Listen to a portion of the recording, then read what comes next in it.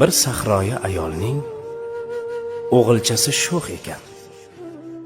Undan zarar ko'rmagan biror kuni yo'q ekan. Qozondagi taomin tepib qochib ketarkan, meshidagi suvini sepib qochib ketarkan. Qarg'ar ekan onasi qilolmasdan epini, qirqib qochganida kir yoyadigan ipini. Hoy ipimni qirqmagil, qalbingga ilm to'lgur. Hoy meshimni teshmagil, Ka'baga imom bo'lgur. Hayvon dumin kesmagil, beozor bo'l, to'g'ri yur. G'arib yo'lin to'smagil, Ka'baga imom bo'lgur. Demas ekan, juvanmarg, haromi, maraz, o'lgur. Bitta ekan qarg'ishi, Ka'baga imom bo'lgur. Niyat ketdi, vaqt ketdi.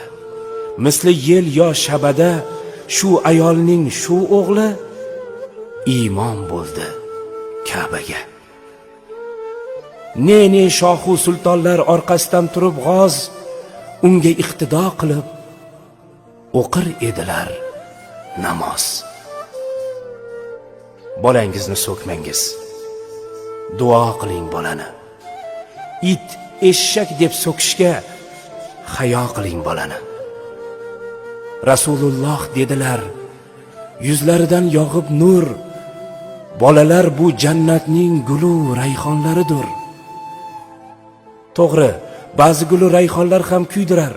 Sho'xligi ortib ketsa, joningizdan to'ydirar. Bobom derdi, bolani so'kish asli emas ep. Jahlingiz chiqsa ayting, nodon yoki xumpar deb.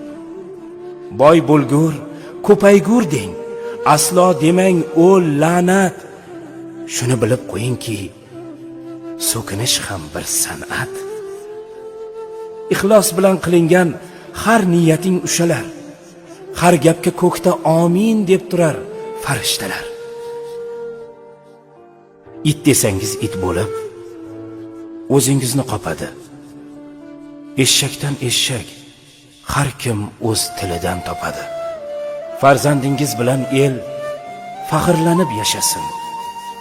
It eshak fe'llaridan Parvardigor asrasin. Olim, shoir, hunarmand, polvon bo'lsin bolalar.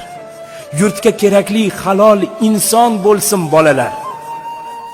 Bolangizni so'ksangiz, poshsho bo'lgur deb so'king. Olim bo'lgur, Xizrga oshno bo'lgur deb so'king.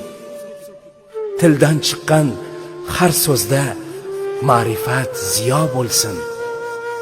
Hatto so'kishingiz ham yaxshi bir duo bo'lsin.